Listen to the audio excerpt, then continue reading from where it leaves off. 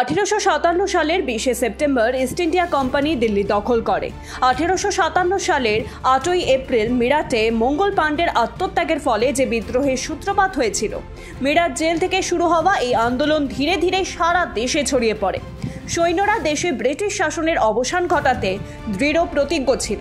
তারা ব্রিটিশদের উৎখাত করে শেষে মুঘল শাসক বাহাদুর শাহ জাফরের হাতে রাজত্ব হস্তান্তর করতে চেয়েছিল। 1857 সালের 10ই মে রাতে মিরাট থেকে একদল সিপাহী দিল্লি পৌঁছয় এবং বাহাদুর শাহ জাফরকে তাদের নেতা ঘোষণা করে। দিল্লি দখলের খবর সারা দেশে ছড়িয়ে পড়ার সঙ্গে সঙ্গে বিদ্রোহের সুর আরও তীব্র হয়ে ওঠে। এরপরে ইস্ট ইন্ডিয়া কোম্পানি অনেক ক্ষেত্রে পরাজিত হয়। কয়েক মাস পর ব্রিটিশরা দিল্লি আক্রমণ করে এবং 20 সেপ্টেম্বর ব্রিটিশ বাহিনী আবার দিল্লি দখল করে। এরপর বাহাদুর শাহ জাফরের 3 ছেলেকে তার চোখের সামনে গুলি করে হত্যা করা হয়। এরপর বাহাদুর শাহ জাফরের বিরুদ্ধে মামলা করা হয় এবং তাকে দোষী সাব্যস্ত করে যাবজ্জীবন কারাদণ্ডে দণ্ডিত করা হয়। বাহাদুর শাহ জাফর 1862 খ্রিস্টাব্দের 7ই নভেম্বর বার্মার রেঙ্গুন কারাগারে মারা যান। 20 সেপ্টেম্বর 2004 সালে ভারতীয় মহাকাশ গবেষণা সংস্থা ইসরো শ্রীহরিকোটার সতীশ ধাওয়ান মহাকাশ কেন্দ্র থেকে GSAT-3 উৎক্ষেপণ করে। GSAT-3 এডুস্যাট নামেও পরিচিত। শিক্ষার ক্ষেত্রে দূরবর্তী শ্রেণীকক্ষের শিক্ষার জন্য এটি চালু করা হয়েছিল। এটি ছিল ভারতের প্রথম নিবেদিত শিক্ষামূলক উপগ্রহ, যা শিক্ষা ক্ষেত্রে পরিষেবা দেওয়ার জন্য নির্মিত হয়েছিল। 49 মিটার লম্বা GSLV দিয়ে উৎক্ষেপণ করা হয় GSAT-3। GSAT-3 এর ওজন 1950 কেজি। বিকেল 4:01 শ্রীহরিকোটা থেকে উৎক্ষেপণ করে GSAT-3। উৎক্ষেপণের 17 মিনিটের মধ্যে উপগ্রহটি সফলভাবে GTO-তে স্থাপন করা হয়। সময়ের সঙ্গে সঙ্গে EDUST 2010 সালে সেপ্টেম্বরে বাতিল করা হয় এবং কবরস্থানের কক্ষপথে পাঠানো হয়।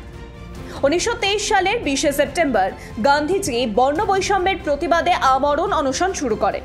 পুনের ইয়েরওয়াড়া কারাগারে মোহনদাস করমচাঁদ গান্ধী ব্রিটিশ সরকারের বর্ণের ভিত্তিতে ভারতের নির্বাচনী ব্যবস্থাকে পৃথক করার সিদ্ধান্তের প্রতিবাদে অনশন শুরু করেছিলেন। আইন অমান্য আন্দোলনের নেতৃত্ব দেওয়ার জন্য গান্ধী তখন কারাগারেই ছিলেন। এদিকে গান্ধী ঘোষণা করেছিলেন যে তিনি একটি নতুন ভারতীয় সংবিধানে ব্রিটিশ সমর্থনের প্রতিবাদে একটি আমরণ অনশন শুরু করেছেন, যা দেশের সর্বনিম্ন শ্রেণীকে 70 বছরের জন্য তাদের নিজস্ব পৃথক রাজনৈতিক প্রতিনিধিত্ব দিয়েছে। গান্ধী বিশ্বাস করতেন যে এটি ভারতের সামাজিক শ্রেণীগুলিকে স্থায়ীভাবে আরও বিভক্ত করবে। 1932 সালের 20 সেপ্টেম্বর গান্ধীজি আমরণ অনশন শুরু করেন। জনসাধারণের সমর্থনের চাপে ব্রিটিশ সরকার উচ্চবর্ণের ভারতীয় এবং নিম্নবর্ণের মধ্যে চুক্তির মূল শর্তাবলী মেনে নেয়। 6 দিন পর গান্ধীর অনশন শেষ হয়। 1519 খ্রিস্টাব্দের 20 সেপ্টেম্বর ফার্দিনান্দ ম্যাগেলান নৌকায় করে পৃথিবীর যাত্রা শুরু করেন।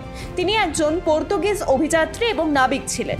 ফার্দিনান্দ ম্যাগেলান ছিলেন প্রথম ইউরোপীয় যিনি প্রশান্ত মহাসাগর অতিক্রম করেছিলেন এবং প্রথম ব্যক্তি যিনি নৌকায় করে পৃথিবী প্রদক্ষিণ করেছিলেন। ম্যাগেলানের সমুদ্র যাত্রা প্রমাণ করে যে পৃথিবী গোলাকার। 1480 খ্রিস্টাব্দে পর্তুগালে জন্মগ্রহণ করা ফার্দিনান্দ ম্যাগেলান 1505 খ্রিস্টাব্দে নৌবাহিনীতে যোগ দিয়ে বিশ্বের অনেক জায়গায় গিয়েছিলেন। 1513 খ্রিস্টাব্দে আহত হয়ে তিনি চাকরি হারান। ফার্দিনান্দ ম্যাগেলান ছিলেন প্রথম ব্যক্তি যিনি ম্যাগেলান প্রণালীর মধ্যে দিয়ে ভ্রমণ করেছিলেন। তিনি পৃথিবীর প্রথম প্রদক্ষিণ শুরু করেন 20 সেপ্টেম্বর 1519 সালে এবং শেষ হয় 1522 সালে।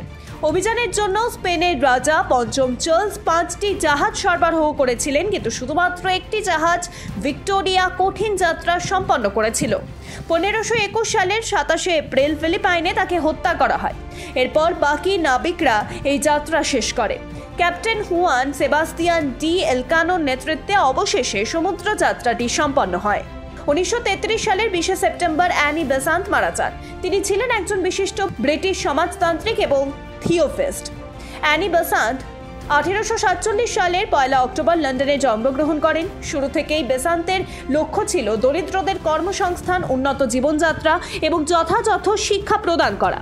1890 সালে বেসান্তের সঙ্গে হেলেনা ব্ল্যাফটোস্কির দেখা হয় এবং পরবর্তী কয়েক বছরের মধ্যে তিনি থিওসফিক্যাল সোসাইটির সদস্যও হন। থিওসফি নিয়ে তার কাজের জন্য তিনি ভারত সফর করেছিলেন। 1907 সালে তিনি থিওসফিক্যাল সোসাইটির সভাপতি হন, যার আন্তর্জাতিক সদর দপ্তর চেন্নাইতে অবস্থিত ছিল। বেসান্ত ভারতীয় জাতীয় কংগ্রেসে যোগ দিয়ে ভারতীয় রাজনীতিতে প্রবেশ করেন।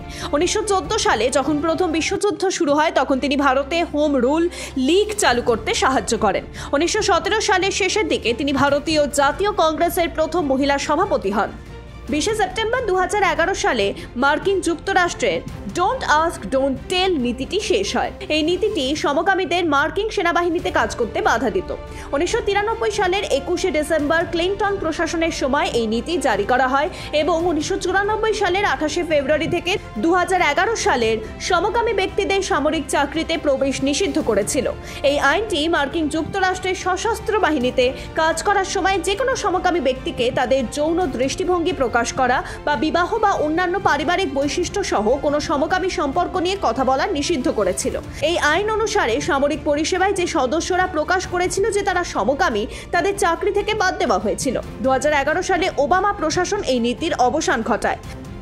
1973 সালের 20 সেপ্টেম্বর বিলি জিন কিং ববি রিগসের একটি চ্যালেঞ্জ গ্রহণ করে তাকে ব্যাটল অফ দ্য সিক্সেস ম্যাচে পরাজিত করে।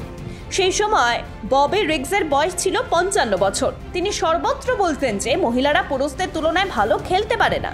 তিনি দাবি করেন যে এই বয়সেও তিনি যে কোনো মহিলা খেলোয়াড়কে হারাতে পারেন। 1973 সালে 13 মে রিগস কিংবদন্তি মহিলা টেনিস খেলোয়াড় মার্গারেট কোর্টকে চ্যালেঞ্জ করেন এবং পরাজিত করেন। এরপর ববি রিগস তৎকালীন সেরা মহিলা খেলোয়াড় বিলি জিন কিংকে চ্যালেঞ্জ করেন।